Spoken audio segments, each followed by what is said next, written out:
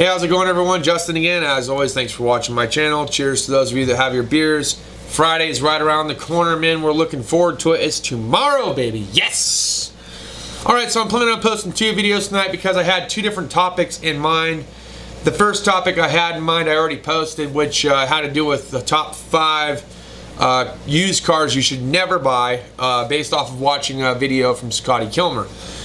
Tonight's video, though, the one that I actually wanted to do was more of a comment response. I had a comment a little while back. I answered it, but I didn't really go into full detail on it, and I really started thinking about that comment that I had gotten this week. So, comment or question that I had was, hey Justin, do you ever get tired, irritated, or bothered by doing Heavyline all the time? Don't you wish you could be doing some other stuff?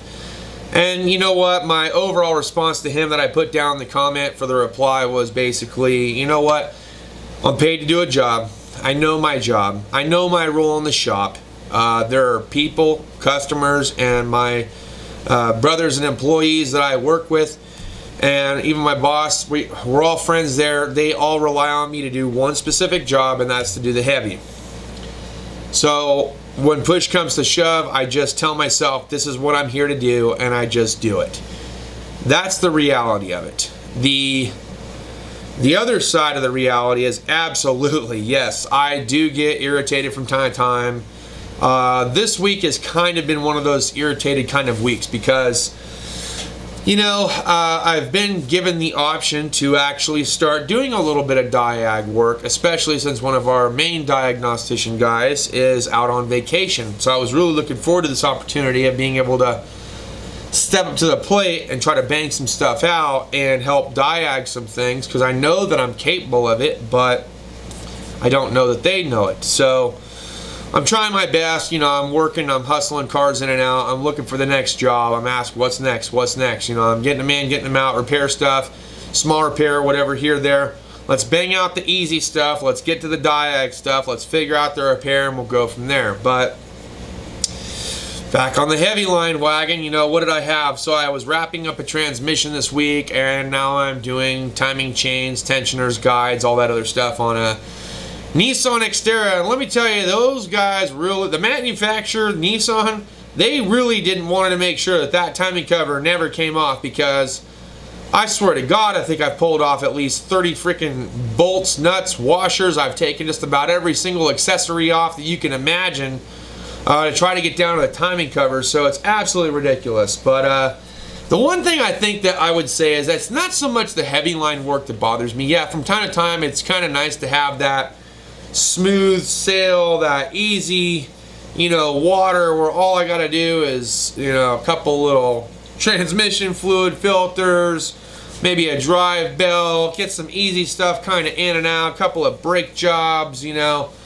maybe in some intake gaskets and whatnot. I don't know, just some light stuff, you know, water pumps or whatever, you know. But it always comes down to the heavy, and when I'm in the middle of trying to diagnose a vehicle to try to prove my worth and show them, hey, I can do a little bit more.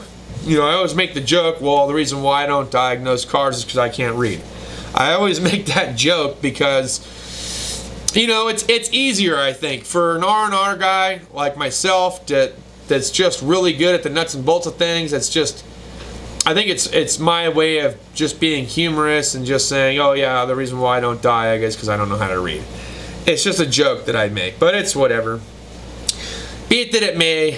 Yeah, I was trying to diagnose a couple of different AC concerns. I was really trying to dig into it. You know, I was going over to Direct Hit or Identifix, and I'm trying to look up certain known solutions to the problem. And I'm verifying different things, and I'm checking out different things that might not have been looked at the first time, and I'm trying to get answers, and then all of a sudden here's another job, like midway, like not even barely in the beginning of it, and then midway through, and then towards the end, and I was like, okay, well, I clearly cannot diag as fast as you want me to diag, because I no more than spend like 10 to 15 minutes on this thing to try to get it diagged. And you know, there's the traveling portion of running over to the box for the scan tool, or for, you know, the thermometer and temp gun and all this other stuff. And I'm like, you know, 10 to 15 minutes, that flies by quick. Before you know it, hey, here's another job for you. And I'm like, fuck, man, I'm still trying to figure out the problem with the first vehicle you gave me. Well, we're not worried about that. We'll just move on to it later. Okay, cool. So I get back to it a little bit later. Now I'm getting back into it. I'm starting to pull the bolster back so I can pull the control head out for the mode selector to look at the back to see if it's drive-by-wire or if it's electronically actuated or vacuum actuated. I see what I have to deal with.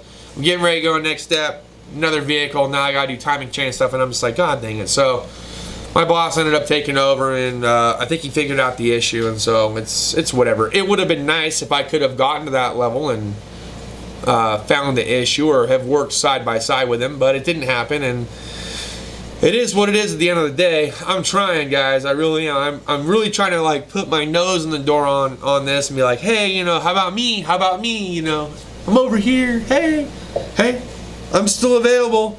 Might be the last one to be picked, but I'm here. You know, what's going on? What can I do? It is what it is sometimes, guys. It is. So it can be frustrating because, you know, I do want to move to the next level eventually.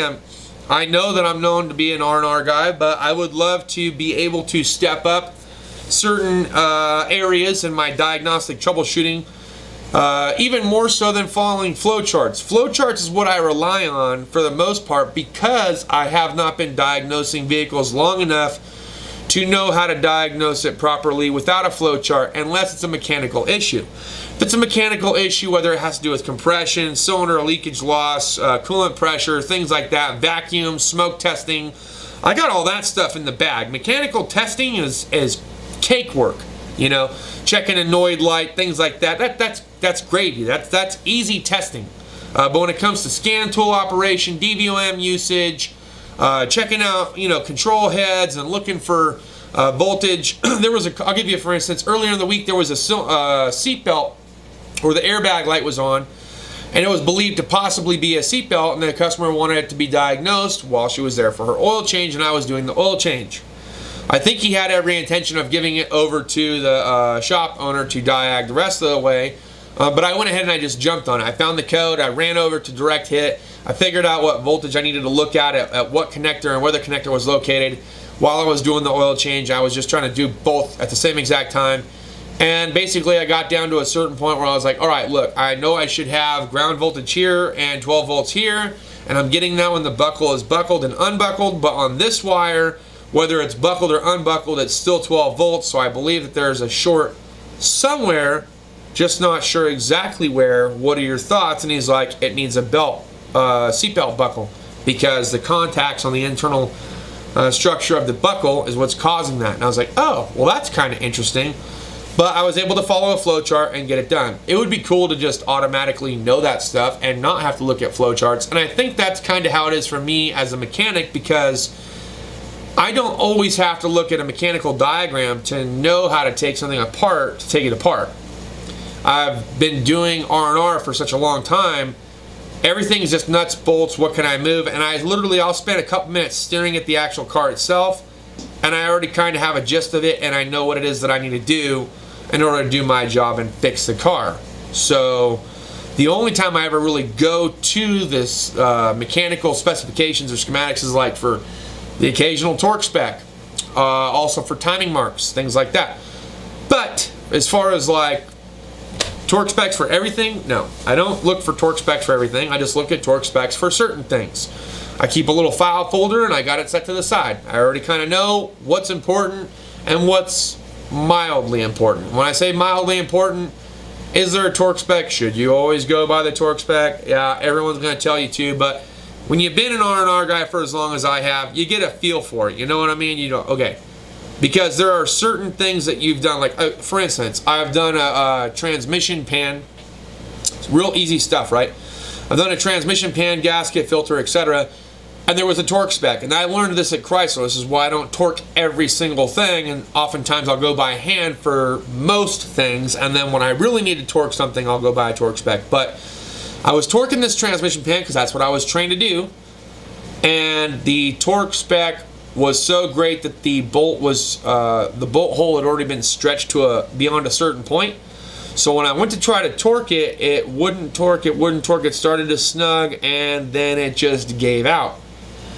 So then I needed to drill out the hole, retap it, throw a helicoil in it, find the appropriate bolt. Now instead of it taking 1 hour, it took like 2 or 3. It was a nightmare. And I've had this certain thing happen on valve cover gaskets too, and sometimes on intakes, and sometimes on thermostats, and I'm like, okay, note to self, a little bit better than snug, 1/4 inch past snug. This is gonna work for most of this stuff, especially when it comes to plastic. I've seen guys with plastic intakes trying to torque things down and snapping the intakes in half or right on the ear where they have to get another intake. Some stuff, you just gotta go by feel. Other stuff, you can torque it down. But as far as the diag stuff, I'm sure I'll get there. I'm hoping that maybe they saw that I do have a little bit of potential, and maybe they'll ask me to do some stuff like that a little bit later down the road.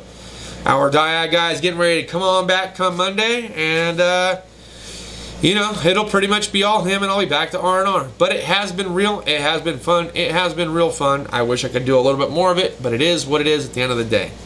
Cheers to those of you that have your beers. I hope you're getting ready to enjoy your Friday, payday maybe for some of you, and weekend.